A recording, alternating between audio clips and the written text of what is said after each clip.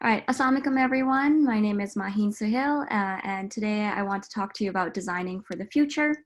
I'm a lead product designer at Facebook. If you have any questions, we can maybe do some questions and answers at the end, but there might be always people that have some comments or want to continue talking. So please feel free to talk to me on Twitter. I love talking to people and connecting. So this is a great opportunity to meet more of you. So staying connected with friends and family is a really important part of our lives. And we know this today more than ever because of COVID-19, we're facing unprecedented challenges in connecting with others, right? We want to talk to our friends and family, but because of our distances and because of social distancing, it's becoming really hard to connect with people. But these walls can be and are being broken down by some of our innovative technologies.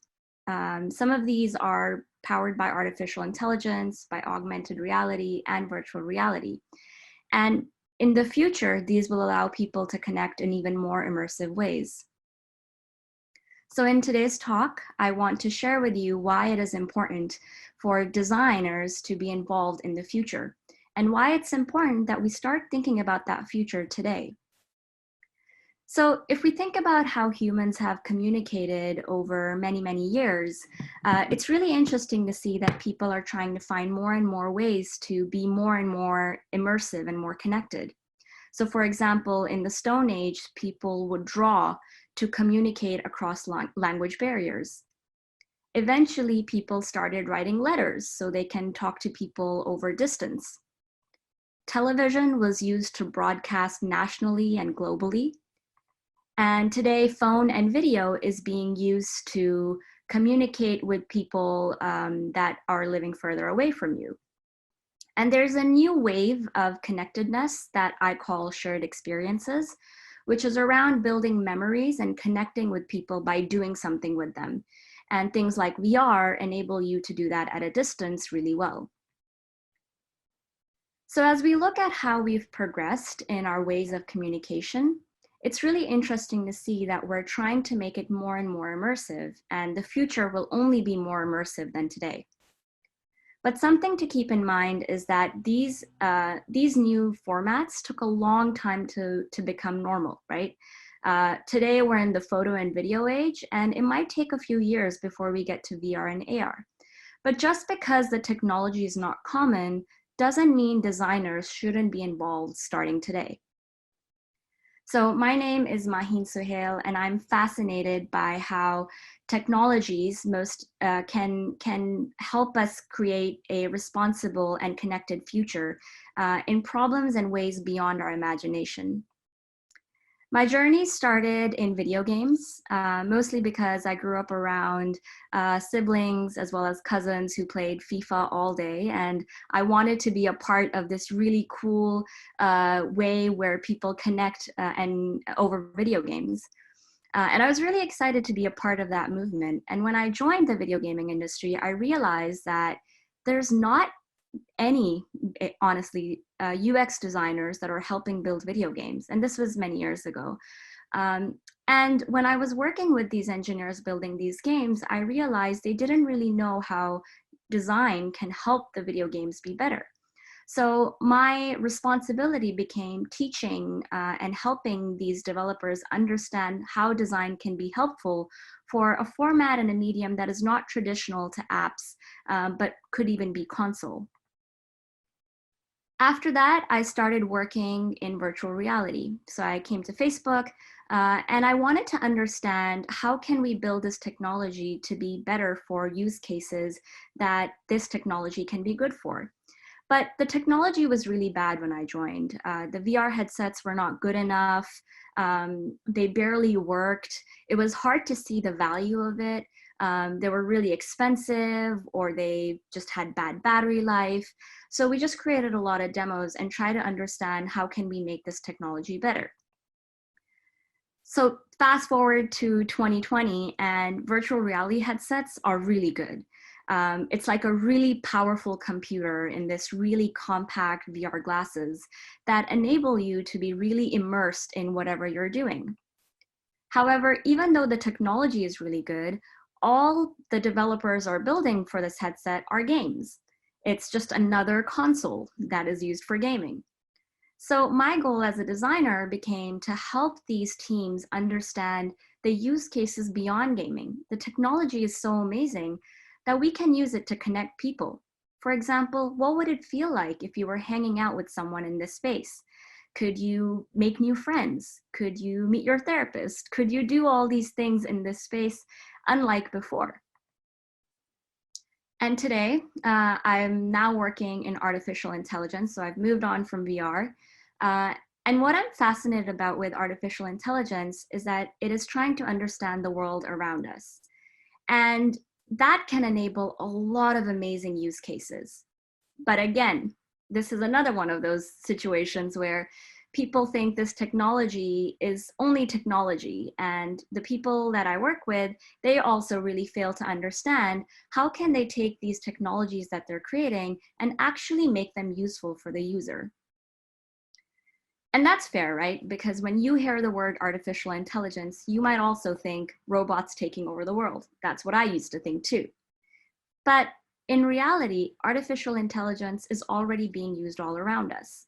For example, artificial intelligence translates the messages that you get in Messenger or in other services. And it's also enabling experiences for people that couldn't experience some things before. So for example, for users that are blind, how will they use apps like Facebook? So artificial intelligence can actually translate images for them. For example, if their cousin posted a photo of her wedding or a friend posted a photo of a wedding, using AI, we can translate that photo for these people. So for example, the artificial intelligence might be able to translate and say, in this photo, there is your cousin and she is smiling and she is wearing a red dress and next to her is her mom. This is enabling a different kind of experience for people that couldn't experience these things before.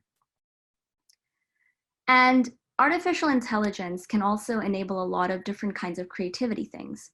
So this is a personal project of mine, not at all anything to do with Facebook. I just do this on my side time. It's called UXPakistan, and it's an Instagram account that I've made where I'm converting old black and white photos of Pakistan into colored versions using artificial intelligence. So for example, if there's this photo of Jinnah, I've been able to convert that into a colored version using an artificial intelligence machine learning model.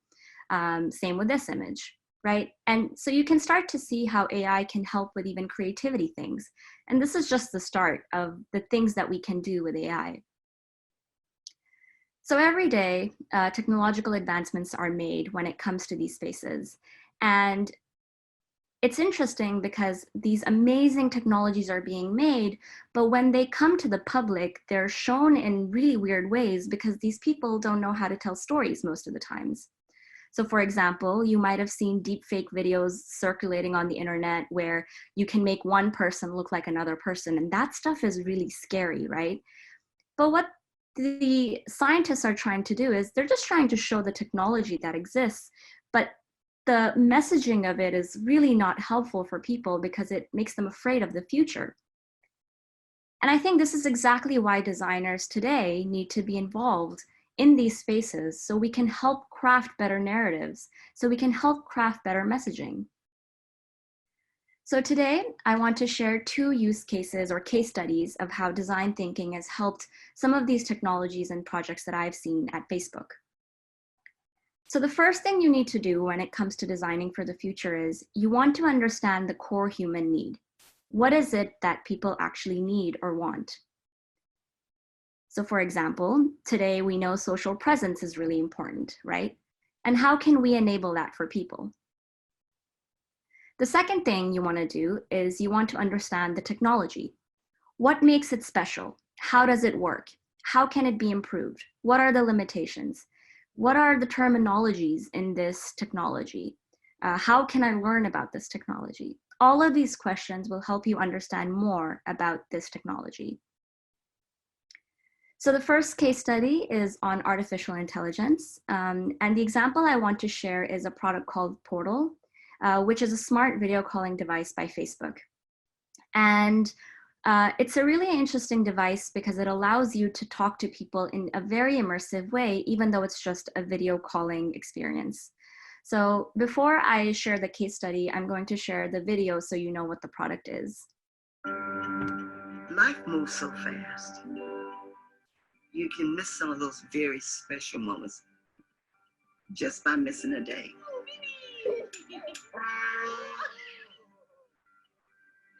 Look at that portal. It's a little window, but it opens. It's like the world opens up. And I guess that's what portal means. It's a shame. You two look cute together, Sam. Gross, thanks. It's really like you're right there with him. You feel a part of. From. Not do that 3 months ago and look at you're crushing it. I want them to know that my grandmother and my grandfather were present in our lives and they loved us. I think it's time for you to show us a signature move. That's all you do, and then you pick up your leg. It's a whole new world. So as you can see, in this technology, what's happening is that there is a smart AI camera and it's looking at the things happening in a scene. And it's trying to understand what to actually focus on. So it will recognize objects in a scene and it will recognize people in a scene. And when people move, it knows to move the camera where the people are moving to. So this is what is the smart thing about this camera. Now, technology is interesting because scientists can put together some algorithms to build this experience, but they don't really know how to make it feel. And who knows cameras better than filmmakers? So we talked to some filmmakers who helped us improve the technology. And we asked them, how do they use cameras and how will they use cameras in situations like these? So after talking to filmmakers, we realized that they use subtle movements to produce a very natural and intuitive camera experience. This means that we can also try to bring in those slow pans that filmmakers use and try to get that into the algorithms that we're building. Filmmakers also shared that if they film in landscape mode, they will tend to capture more of the environment, like a wide angle shot. But if they were filming in portrait mode, they will focus on the person and their expressions. And these are things that an algorithm or a research scientist or an engineer wouldn't really know how to build. So we took these learnings and we added them to our experience, which really helped us make a good product. And these proved to be more effective than our simple mathematical strategies that we started with. And it's enabled people like Lauren, who's a playwright, to communicate with people from home when it comes to work. She's a playwright. She wants to talk to other theater people that she communicates with, but she can't physically go sometimes, so she can communicate from home. And these are the kinds of opportunities that it's enabling. The second case study is on virtual reality. It's on a product called Facebook Horizon, which is a VR world where you can play and create and hang out with people. So I'll also share maybe half of the video to explain what the product is. Beyond our world, there's another world. And it's right here, on my face. Welcome. This is Horizon. Think of me as your guide / self-appointed spokes avatar, here to show you around. You know, Horizon is filled with possibilities. You can play stuff, make stuff, fly stuff. Wow, really love the stash, Stuart. What up, Stuart? Wait, I want a mustache.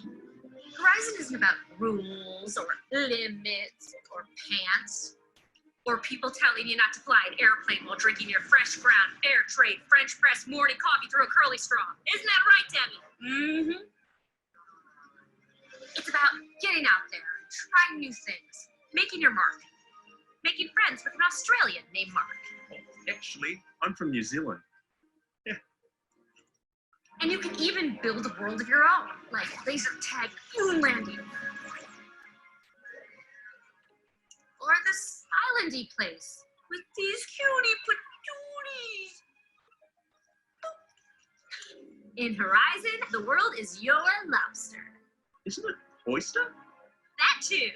So come, join us. A never-ending, ever-changing world beyond your world is free. Debbie gets it.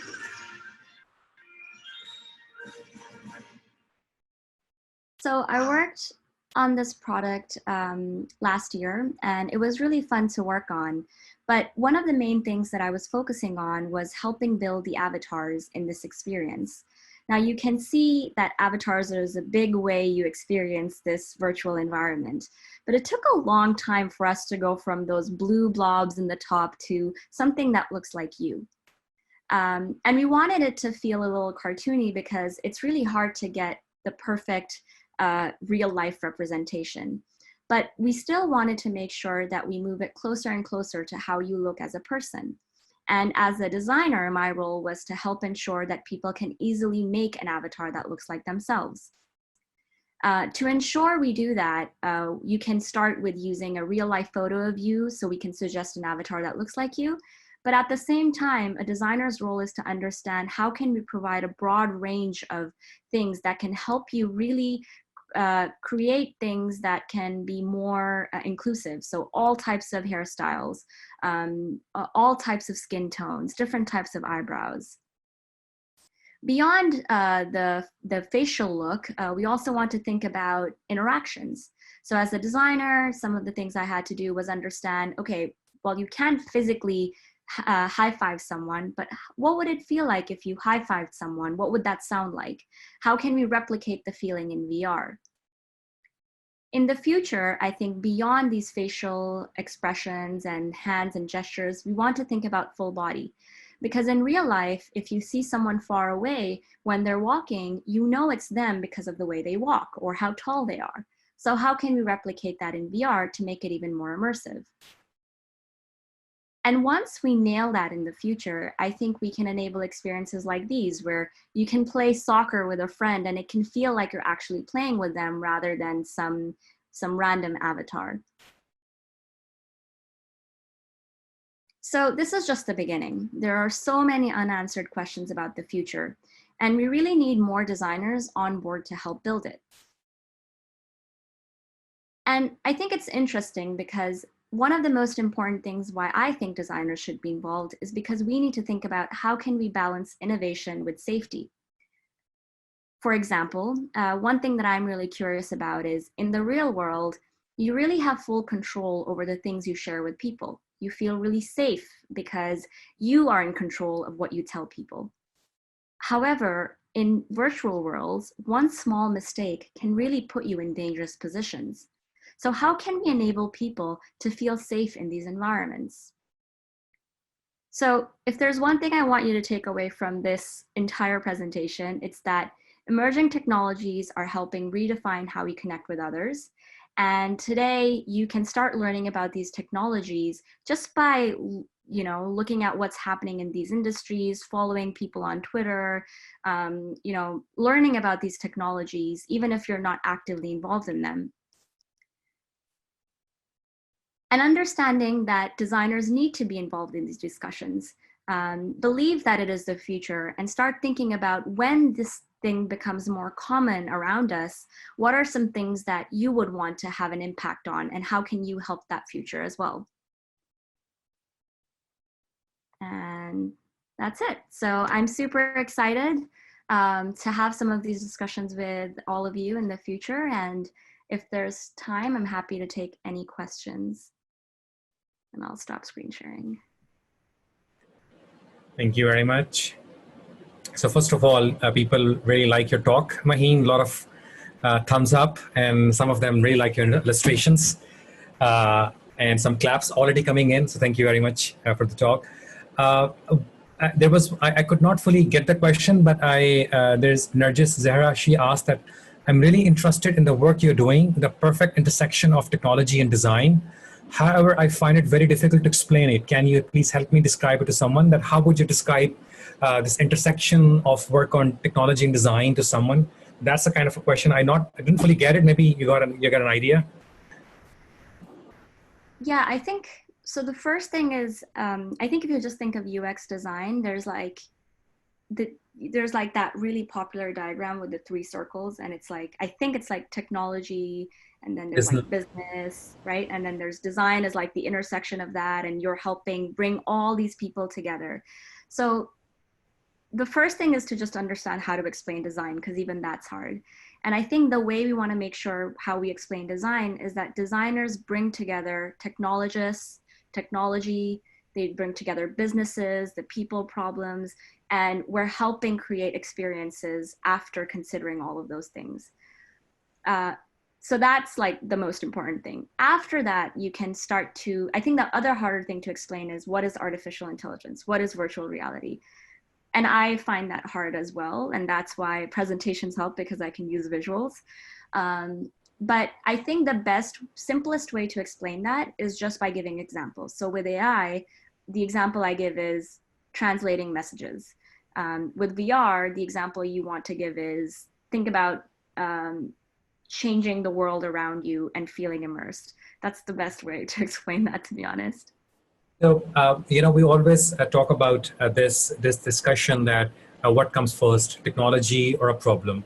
Sometimes we have this push towards from technology, and that it can help us in solving problems. The problems we didn't even thought that we can think we can solve in a particular fashion. And then this technology out there, it works as a prime and help us to sort of solve that problem. Sometimes we have a very specific problem, and then we look for a technology or even build a technology to solve that problem. And in many of these scenarios, the people who are looking for a technology are not the one who are making it. And then the one who are making a technology are not the one who are solving a problem. So, so there's a big gulf or departure between the two.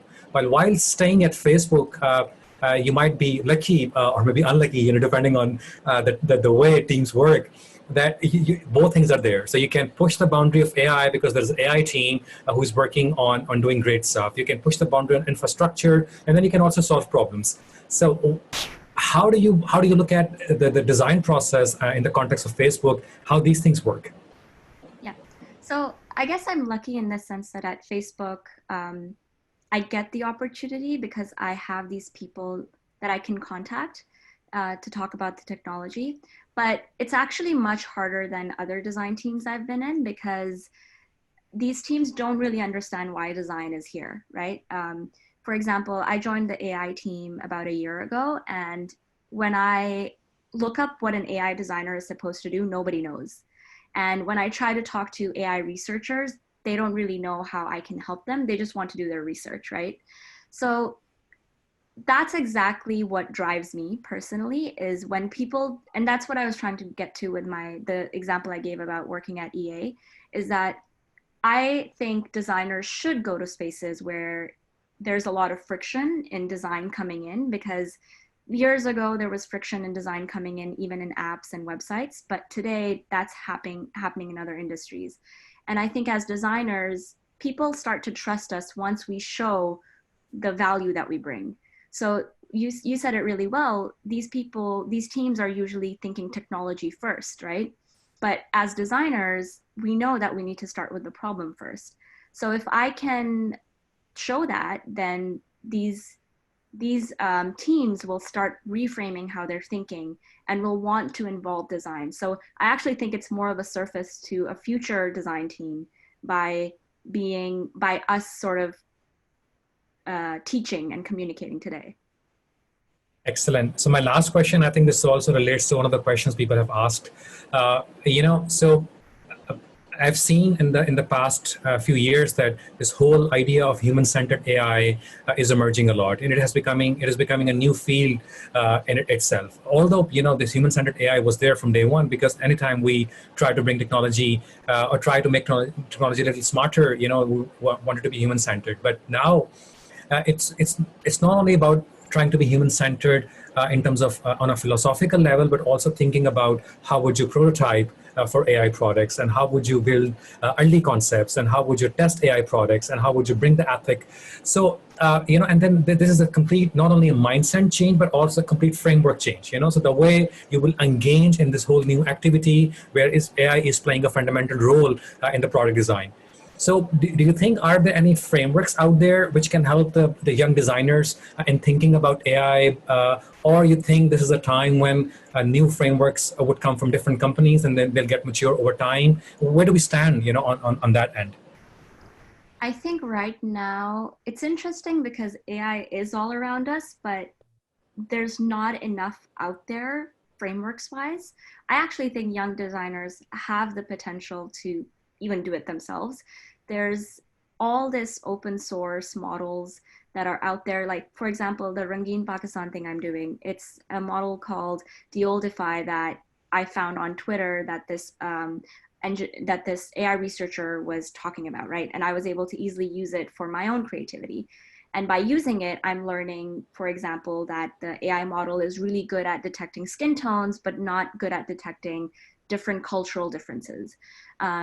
So by just trying more of these things, there's another program called Runway ML, where people that don't code can use some of these models to just play around with experimentation.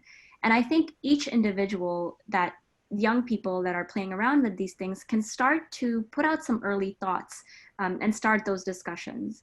I think the companies are also so early in these stages when it comes to, it's not mature enough in terms of design for us to share our design thinking for it. Design is still super early in these stages, but engineers and researchers have been doing it for a very long time. So I think we're still a little early comparative to VR, personally. Excellent. Thank you very much. So thank you very much, everyone, for your questions on the chat. We are going very active on the chat. Some of you